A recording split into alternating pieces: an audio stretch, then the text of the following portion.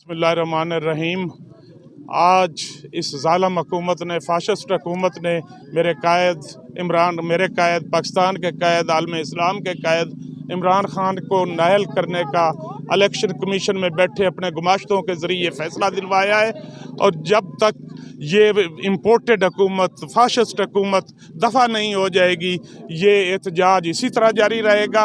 हम आज पेशावर से कराची तक पूरा पाकिस्तान सील हुआ है और हम इंशाल्लाह कानूनी चाराजोई भी कर रहे हैं। हमारी टीम सुप्रीम कोर्ट में भी जा रही है और हमारे पास आखिरी हल भी है। जब काल आएगी तो इस्लामाबाद का घेराव करेंगे, बल्कि ऐवानों से, इक़्तिदार के ऐवानों से निकाल कर इन्हें बाहर करेंगे और इन्हें सड़कों पर घसीटेंगे इंशाअल्लाह।